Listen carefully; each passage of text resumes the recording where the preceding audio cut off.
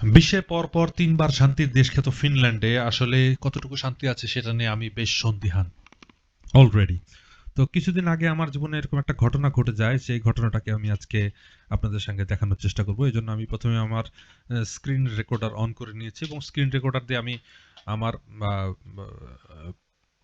নিজের personal Facebook page থেকে যে ভিডিওটি কিছুদিন আগে পোস্ট করেছিলাম সেই ভিডিওটা আমি আপনাদেরকে আসলে দেখাতে যাচ্ছি। তো এটা বাফুর প্রোগ্রাম, হ্যাঁ, এর পরপরই।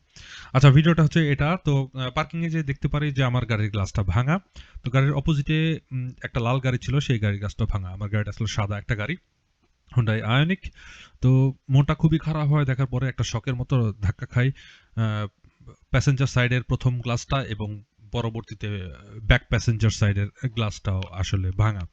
কেউ খুব শক্ত কিছু একটা দিয়ে বাড়ি দিয়ে ভেঙেছে, ক্লিয়ারলি দেখেই বোঝা যাচ্ছে। গাড়িটা অলরেডি চার্জিং এ ছিল এবং ভিতর থেকে তেমন কিছু নেয়নি, ভিতরে সবকিছু এলোমেলো করেছিল। তো আমার কাছে জিনিসটা খুবই অবাক লাগে যে এটা কিভাবে সম্ভব ফিনল্যান্ডে। কারণ শান্তির দেশ নামে খ্যাত যেই দেশ, সেই দেশে এত অশান্তি কিভাবে আসে? তো পরবর্তীতে আমি পুলিশ কমপ্লেন করি এবং পুলিশকে জানানোর পরে ওরা আসলে তেমন কোনো সমাধান করতে পারেনি। তারা যা জানিয়েছে তা হলো যে কিছু ছেলেপেলে এসেছিল যারা আহ, মাথায় ক্যাপ ছিল এবং মুখে মাস্ক ছিল।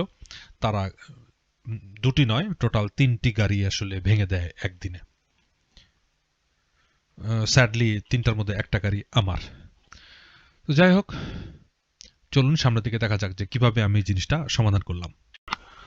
ওয়েল, নেক্সট স্টেপ ছিল হচ্ছে আমাকে একটু সার্চ করতে হয় যে কোথায় এই ধরনের কার গ্লাস খুব ভালো রিপেয়ার করে। তো আমি ফিনল্যান্ডের মধ্যে বেশ কিছু জায়গায় সার্চ করি এবং সার্চ করার পর ওদের সাথে কথাবার্তা বলে দেখতে পাই ওরা মোটামুটি দুটো গ্লাসের জন্য ১১ থেকে ১২০০ ইউরোর মতো চাচ্ছে। পরবর্তীতে আমি আমার ইন্স্যুরেন্স কোম্পানি লাহিত আপিলের সাথে যোগাযোগ করি এবং তারা বলে যে আমি ইচ্ছা করলে এখান থেকে রিপেয়ার করতে পারি।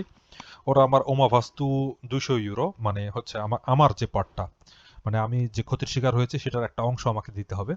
তো সেই টাকাটার অঙ্কটা হচ্ছে ২০০ ইউরো, সেটা আমাকে দিতে হবে। ১১১৫ ইউরো একটা ফাইনাল কোটেশন পাই, সেখান থেকে ২০০ ইউরো মাইনাস করে ইন্স্যুরেন্স কোম্পানি আমাকে ৯১৫ ইউরো আমার অ্যাকাউন্টে সরাসরি ট্রান্সফার করে দেয়, যেটা দিয়ে আমি আমার কার গ্লাস রিপেয়ার করতে পারবো। তো পরবর্তীতে আমি চিন্তা করি আমি তো আশপাশের যে দেশগুলোতে একটু কম খরচ হয় সেগুলোতে খুঁজে দেখলে কেমন হয়। তো প্রথমেই আমার নজর কাড়ে ইস্তোনিয়া। বিগত সময়ে আমি ইস্তোনিয়া গিয়েছিলাম একটা গাড়ি রিপেয়ার করার জন্য, সেজন্য ওখানেই খোঁজা শুরু করি। তো প্রথমে গুগলে যে আমি সার্চ করি আর কি, যে যেমন কার গ্লাস রিপেয়ার ইন ইস্তোনিয়া। ওকে। তো এটার মধ্যে আসার পরবর্তীতে এই যে কার গ্লাস কেসকিনেন কেসক্লিন এটা আসে। তো এটাতে আমি ওদের সাথে যোগাযোগ করি, কিন্তু ওদের প্রাইসটা আমার কাছে এক্সপেন্সিভ মনে হয়, প্লাস ওরা অনেক বিজি, আসলে ওদের কাজের কোনো অভাব নেই। তো নেক্সটে ছিল হচ্ছে এই যে অটো ক্লাস। হ্যাঁ, এইটার সাথে পরবর্তীতে যোগাযোগ করি। এদের রিভিউ ভালো মোটামুটি, খুব সুন্দর রিভিউ এদেরকে। তো আপনারা এখানে দেখতেই পাচ্ছেন যে অলরেডি ৯২টা রিভিউ আছে, যেগুলো 4.8 ওদেরকে শো করছে।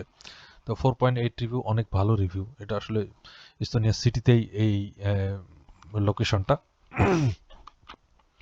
তো যাই হোক, লোকেশনটা হওয়ার পরে পরবর্তীতে ওখান থেকে আমি ওদের ওয়েবসাইটে যাই এবং ওদের ওয়েবসাইট থেকে ওদের ইমেল অ্যাড্রেস কালেক্ট করি আর কি।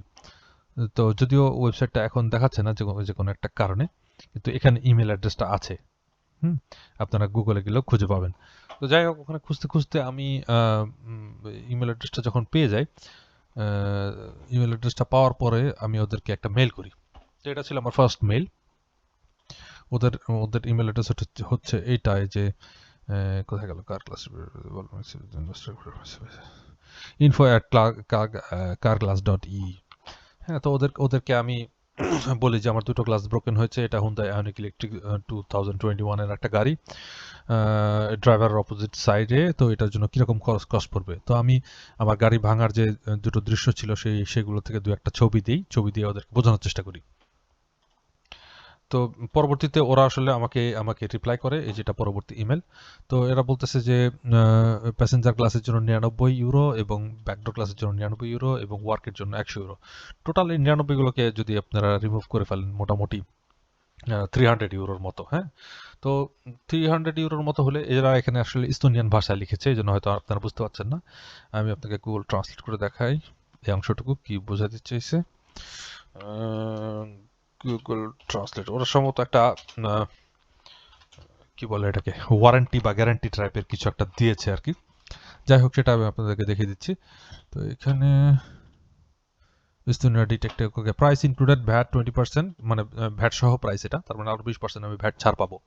কারণ ভ্যাট ছাড় পাওয়ার একটা বড় কারণ হচ্ছে যে আমি এখানে আমার নিজস্ব কোম্পানির রেজিস্ট্রেশন আছে এবং সেখান থেকে আমি আসলে গভর্নমেন্টের কাছ থেকে ভ্যাটটা ব্যাক পাই। যে কোনো কিছুতে যদি ভ্যাট ইনক্লুড থাকে এবং সেটা যদি আমার বিজনেস পারপাস আমি ইউজ করে থাকি, তো গভর্নমেন্ট আমাকে এটা এন্ড অফ দ্য 3 মান্থ আমাকে এটা ব্যাক করে। তো গ্লাস চেঞ্জ হচ্ছে 3 ঘন্টার মধ্যে চেঞ্জ করে দিবে এবং 1 ইয়ার ওয়ারেন্টি দিবে। ইনস্টলেশন গ্লাসের উপর life time warranty for the work done. আচ্ছা, গ্লাস মানে গ্লাসটা ইনস্টল করাতে যদি কোথাও কোনো প্রবলেম হয়ে থাকে সেটার জন্য লাইফ টাইম ওয়ারেন্টি দেবে। Looks nice. তো মোটামুটি আমি যেটা দেখলাম যে 300 ইউরো। তো 300 ইউরোতে আসলে ক্যালকুলেটর করলে ক্যালকুলেটর যদি করি তাহলে 300 ইউরো ইন্টু 20%, 60 ইউরো মাইনাস মোটামুটি 240 ইউরোর মতো পড়বে আর কি আমার কস্টটা। তো এখানে চাচ্ছে হচ্ছে এরা 1115 ইউরো ফিনল্যান্ডে। সেখান থেকে আমাকে দিতে হবে 200 ইউরো। 200 ইউরো দেওয়ার পরে আমি 915 ইউরো আসলে এখানকার কোম্পানিগুলো পাবে, আমার পকেট থেকে 200 ইউরো যাবে। তো এই 915 ইউরো আমিও পেতে পারি, মানে ইন্স্যুরেন্স কোম্পানির কাছ থেকে অলরেডি ক্লেম করে আমি এটা নিয়ে নিতে পারি, যদি এই কার গ্লাসটা রিপেয়ার করার দায়িত্ব আমি নেই, যেটা আমি করেছি লাহিদ আপিয়ালের সাথে। Okay, so let's try to save some money. তারপরে আমি এদের সাথে আরও যোগাযোগ করে এদেরকে জিজ্ঞেস করি যে thank you for your email. তো so total is 300 or not, শুধুমাত্র ক্লিয়ার করার জন্য এটা লিখি এবং পরবর্তীতে আমি ওদেরকে একটা ডায়াগ্রাম বানিয়ে দিই, পরবর্তীতে যেন কোনো ধরনের মিস্টেক না হয়। ওরা হয়তো বুঝতে পেরেছে কি পারেনি যে কোন দিকের গ্লাসটা ভেঙেছে, এই জন্য আমি রেড মার্ক করে দিই যে এই দুটো গ্লাস আসলে আমার ভাঙা।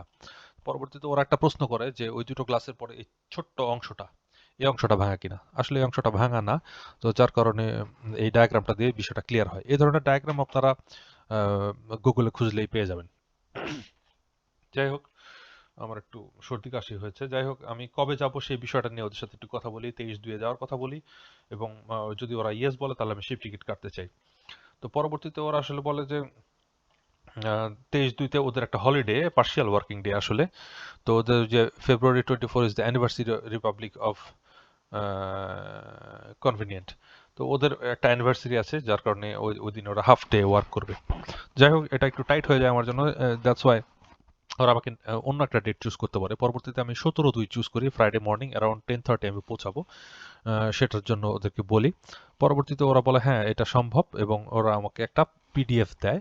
এই পিডিএফটার মধ্যে 198 ইউরো ওরা উল্লেখ করে, ওই যে দুটো গ্লাসের দাম। আর যাওয়ার পরে যে 100 টাকা নেবে বা 100 ইউরো নেবে ওইটা পরবর্তীতে নেবে, এই কথাটা বলে। কিন্তু এখানে ওরা ছোট্ট একটা ভুল করে ফেলে, এখানে ভ্যাটের জায়গায় 0% লিখেছে। তো পরবর্তীতে আমি ওটাকে আস্ক করি যে the invoice road you glass 1 glass only, but I have, এখানে ওরা একটা গ্লাসের কথা লিখেছে যে হোন্ডা ইউনিক একটা গ্লাস। এই বিষয়গুলো একটু দেখে নেবেন, বাইরে কোনো ধরনের রিলিজ করতে গেলে ছোটোখাটো একটা ভুল করে ওরা পরবর্তীতে, এবং যদি কোনো ডকুমেন্ট আপনি ইয়েস বলে ফেলেন তাহলে ওইটাতেই আপনাকে পরবর্তীতে অ্যাগ্রি করতে হবে।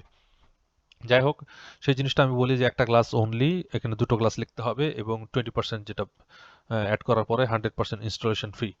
সো এই যে এই make sure the 300 euro is including 20% আলভে হচ্ছে এখানকার ভ্যাট, 2 গ্লাসেস প্লাস ইনস্টলেশন। আমি ওদেরকে ক্লিয়ার করার জন্য বলি পুরো বিষয়টা।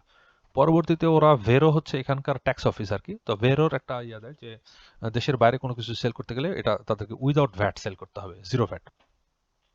তো তাই যদি করতে হয় তাহলে আমি বললাম if VAT not added then 0% VAT should be 2 glasses installation 300 minus 20%। তো ওরা যে ভুলটা করেছে সেই ভুলটা আমি ধরিয়ে দিয়ে দেখাই দিই, যদি তোমরা ভ্যাট না ধরো তাহলে তোমরা 240 ইউরোর একটা বিল করবে, যেখানে 80 এবং 80, 160 ইউরো হচ্ছে 160 বা 165 ইউরোর মতো হচ্ছে তোমার গ্লাসের প্রাইস এবং বাকি 80 ইউরো হচ্ছে তোমার রিপেয়ারিং প্রাইস।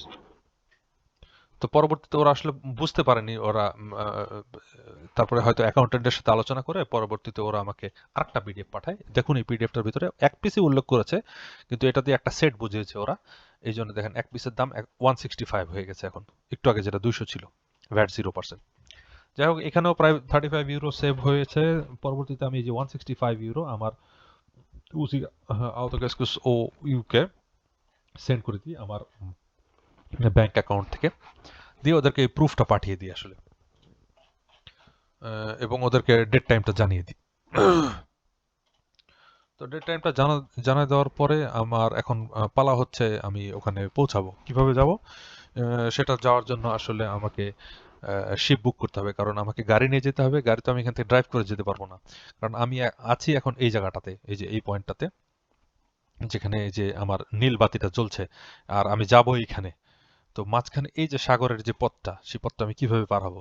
এখন এই পথটা পার হওয়ার একটা উপায় আছে, সাঁতার দিয়ে পার হওয়া যায়, কিন্তু সাঁতার দিয়ে পার হওয়ার থেকে শিপ দিয়ে পার হওয়া ভালো। অথবা এদিক থেকে এইখানে যে হামিনা থেকে ঘুরে এদিক দিয়ে সেন্ট পিটার্সবার্গ দিয়ে, এদিক দিয়ে ঘুরতে ঘুরতে, সেন্ট পিটার্সবার্গ মানে কিন্তু রাশিয়া দিয়ে ঘুরতে ঘুরতে ঘুরতে এখানে আসতে পারবো। কিন্তু এই লম্বা পথ যদি যাই, আমি শহীদ হয়ে যাব, কারণ এখানে প্রায় 5-6 হাজার কিলোমিটার। কিন্তু এখান থেকে এখানে স্ট্রেট যদি যেতে পারি তাহলে সবচেয়ে ভালো হয়। পরবর্তীতে আমি আসলে এভাবে Helsinki to Estonia by ship এরকম লিখে সার্চ করি। সার্চ করার পরে আমি এখান থেকে এই যে তার লিঙ্ক আছে, তারপরে হচ্ছে বিভিন্ন ধরনের শিপিং মেথড আছে, এগুলোর মধ্যে যে কোনো একটা চুজ করা যায়। আমি ভিকিং লাইন চুজ করেছিলাম, শিপ ভিকিং লাইন, বা এখানে আপনারা ভাইকিং লাইনও বলতে পারেন। এরা এখানে ভিকিং লাইন বলে কোনো একটা অদ্ভুত কারণে, এদের উচ্চারণটা এমন আসলে। তো ভিকিং লাইন তাল্লিন থেকে আমি আসলে এভাবে ঠিক করি যে এখান থেকে কিভাবে যাব ফাইন্ড ইউর ট্রিপে, যে এখান থেকে আপনারা আসলে ট্রিপ সিলেক্ট করতে পারেন যে কিভাবে যাবেন। এরকম একটা শিপের ভিতরে আপনার গাড়িটা ঢুকিয়ে দিবেন আর কি। তো যাই হোক, এখন আমার রওনা হওয়ার পালা। আমাদের ছুটির কোনো একটি মুহূর্ত আমরা নষ্ট করতে চাইনি, যার কারণে ফ্রাইডে মর্নিং আমরা রওনা হয়ে গেছি। সকাল 7টা বাজে অলরেডি আমরা ফেরিঘাটে, যেখান থেকে আমরা ভিকিং লাইন বা ভাইকিং লাইন শিপটিতে উঠবো। আমাদের শিপের নাম্বার এক্সপিআরএস। তো এক্সপিআরএস অলরেডি আমরা পেয়ে গেছি। এই শিপটার ভিতরে করে আমাদের গাড়ি এবং আমরা যাব। আমার সঙ্গে আমার বন্ধু মাহফুজও আছে। তো আমরা মোটামুটি অনেক ভোরে পৌঁছানোর কারণে মনে হচ্ছে খুব তাড়াতাড়ি চলে এসেছি। তো এই শিপটাতে আমাদের মোটামুটি 2 থেকে 2.5 ঘন্টা সময় লাগবে ইস্তোনিয়া পৌঁছাতে। তো ইস্তোনিয়ার নামার পরে আমরা 2 ঘন্টা পর অটো ক্লাস গুগলের সাহায্যে খুঁজে পেয়ে গেলাম, এবং খুঁজে পেয়ে একটা ছোট্ট ইউটার্ন নিয়ে এসে অটো ক্লাসের সামনে গাড়িটাকে পার্ক করলাম। ওদের সাথে কথা হয়েছে, ওরা বলেছে আনুমানিক 2 থেকে 3 ঘন্টা সময় লাগতে পারে।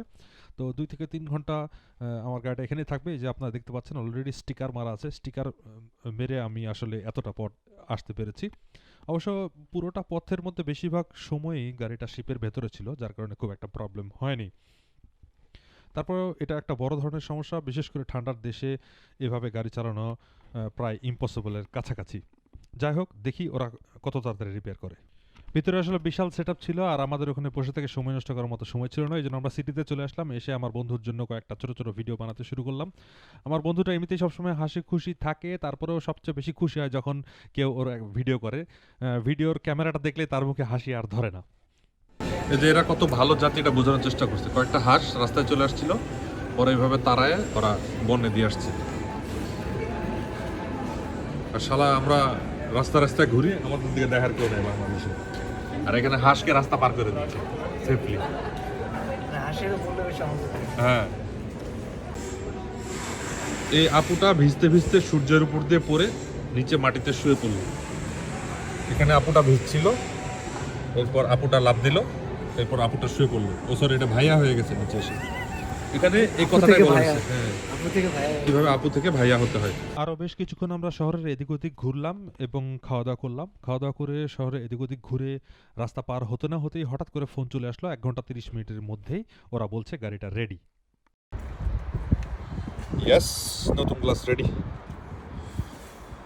অনেকদিন স্টিকার দিয়ে চালাইছি, জীবনটা আমার বরবাদ হয়ে গেছিল। এখনো স্টিকার কিছু কিছু জায়গা থেকে গেছে, এই যে দেখলো। তুলবনি পরে, সমস্যা নেই। ফাইনালি গাড়ির কাজ শেষ হওয়ার পরেও আসলে আমাদের হাতে বেশ কিছু সময় ছিল। এজন্য আমরা ইয়াগালা ওয়াটারফলে চলে এলাম। এটা একটা ফ্রোজেন ওয়াটারফল। ইস্তোনিয়াতে গিয়ে ট্রিপ অ্যাডভাইজার বা গুগল সার্চ করলে আপনারা এই ধরনের ডেস্টিনেশন খুঁজতে পারবেন। এছাড়াও আমরা বিভিন্ন টাওয়ারে গেলাম এবং রাত্রেবেলা অনেক ঘোরাঘুরি করলাম। যেহেতু নিজেদের একটা ভেহিকেল সঙ্গে আছে, সেজন্য কোথাও যেতে আসলে তেমন কোনো একটা প্রবলেম হলো না। টিভি টাওয়ারটা খুব ভালো রেখেছে, ওটাকে ওরা টিভি তরনি বলে। এটা প্রায় 315 মিটার হাইট। তো এটা খুব চমৎকার একটা টাওয়ার, উপর থেকে পুরো সিটিটাকে খুব ছোট ছোট ভাবে দেখা যায়। এখানে 3D ভিউ এর ব্যবস্থাও আছে।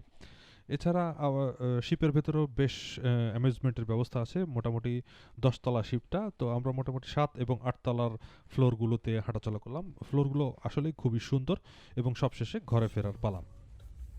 ট্রাভেল আমাদের শেষের পথে। অলরেডি আমরা ভেতর থেকে শিপের ভেতর থেকে বাইরে বের হচ্ছি এবং হেলসিঙ্কি তাপমাত্রা -12।